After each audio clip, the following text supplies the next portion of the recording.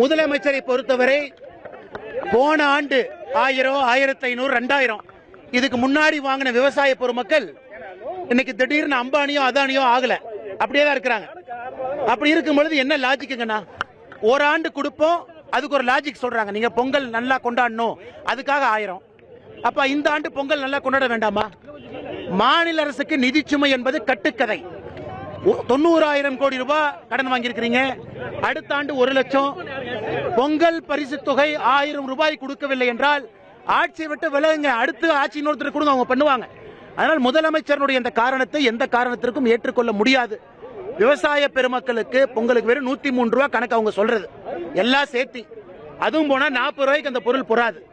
அதற்கு மாநில அரசு கிட்ட எதற்காக அவங்க கியூல வந்து வெயில் நின்று நீங்க கொடுக்கிற பொருள் எதற்கு வாங்கணும்? சூம்பி போன கரும்பு வாங்குறதுக்கு மக்கள் வந்து நிக்கிறாங்களா?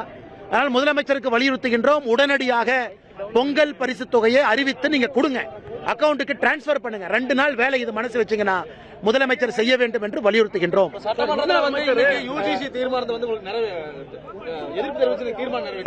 அண்ணா இத டீட்டெயிலா பேசிட்டு வந்த கோயம்புத்தூர்ல டீட்டெயிலா பேசுறேன். அமைச்சர் வந்து ராமநாதபுரத்துல திமுக ஆர்ப்பாட்டத்தில் வந்து கவர்னர் குறித்த ஒரு அநாகரிகமா சத்தியமூர்த்தி அவர்கள் முன்னாள் திமுகவினுடைய அமைச்சர், முதலமைச்சர் கண் காட்டுனா நாங்க வந்து கவர்னருடைய சட்டையை பேண்ட கிழிச்சு ட்ரவுசரோட ஓடுவோம்னா முதலமைச்சர் ரவுடி கூட்டம் நடத்துறாரா?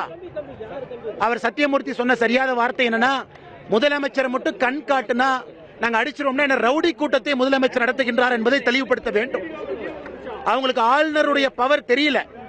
சாந்தமான முறையில் ஒரு பணியை செய்து கொண்டிருக்கின்றார், அறவழியிலே போய் கொண்டிருக்கின்றார். எதற்காக இவர்கள் ஆளுநரை சீண்ட வேண்டும்?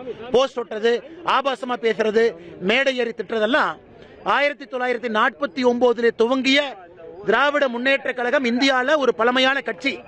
அந்த கட்சி இன்னைக்கு எப்படி இருக்கு? ரவுடிகள் உள்ள இருக்கிறார்கள் நாங்க சொல்றோம். சத்தியமூர்த்தி அவர்கள் பேச்சு ஒரு ரவுடியினுடைய பேச்சு. ரவுடிகள் அதிகமாக இருக்கின்றார்கள் என்பதற்கு உதாரணமாக முன்னாள் அமைச்சர் சத்தியமூர்த்தி அவருடைய பேச்சு அமைந்திருக்கிறது.